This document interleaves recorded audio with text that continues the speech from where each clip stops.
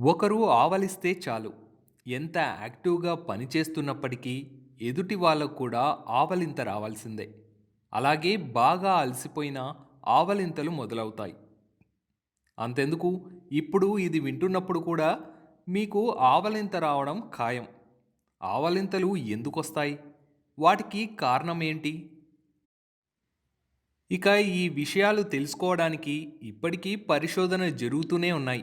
ఇది సైన్స్‌కు సైతం అంతుచిక్కని మిస్టరీగా మిగిలిపోయింది. ఇక తల్లి గర్భంలో ఉన్నప్పుడు నుండే బిడ్డకు ఆవలింతలు మొదలవుతాయి. 11 వారాల వయస్సున్న గర్భస్థ శిశువు కూడా ఆవలిస్తుందని అధ్యయనాలు చెప్తున్నాయి. అప్పుడు మొదలైన అలవాటు జీవితాంతం వదిలిపెట్టదు. ఆవలింత తెలియని మనుషులు ఉండరు. మనుషులే కాదు, పిల్లులు, కుక్కలు, ఇతర కొన్ని జాతి జంతువులు కూడా ఆవలించడం జరుగుతుంది. మనం ఆవలిస్తే మనకి దగ్గరగా ఉన్న వాళ్ళకి కూడా ఆవలింత వస్తుంది. మన జీవిత కాలంలో సగటున 2.5 లక్షల సార్లు ఆవలిస్తామట. ఆవలింత అంటువ్యాధా అంటే కాదు.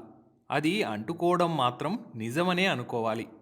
ఒకసారి శరీరం యాక్టివ్‌గా మారినప్పుడు కూడా అవి వస్తాయి. అసలు ఇవి ఎందుకు వస్తాయో ఇప్పటికీ ఒక స్పష్టత లేదు. సగటున ఒక ఆవలింత 6 సెకండ్ల వరకు ఉంటుంది. అయితే మనిషి జీవితంలో 400 గంటలు ఆవలించడానికే ఉపయోగిస్తారట.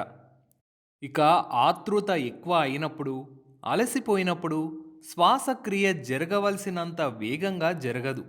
ఆవలింత దాన్ని భర్తీ చేస్తుంది. నిద్రలో ఉన్న శరీరాన్ని రీఫ్రెష్ చేసేందుకు కూడా ఆవలింత వస్తుందట. ఈ ఆవలింతలతో శరీరానికి ఉండే బద్ధకం వెళ్ళిపోతుంది. మనలో చాలామంది ఆవలింత రాగానే వెంటనే నిద్రపోవాలనుకుంటారు. కానీ ఆవలింత నిద్రకు సంకేతం కాదు. ఆవలించడం వల్ల మెదడుకి రక్త ప్రసరణ బాగా జరిగి మెదడు మరింత ఫ్రెష్గా పనిచేస్తుందని కొన్ని అధ్యయనాలు చెప్తున్నాయి. మనకు ఎక్కువగా ఆవలింతలు వస్తున్నాయంటే దానర్థం మెదడు తనని తాను యాక్టివ్గా ఉంచుకోవడానికి ప్రయత్నిస్తుందని పరిశోధనలో తేలింది.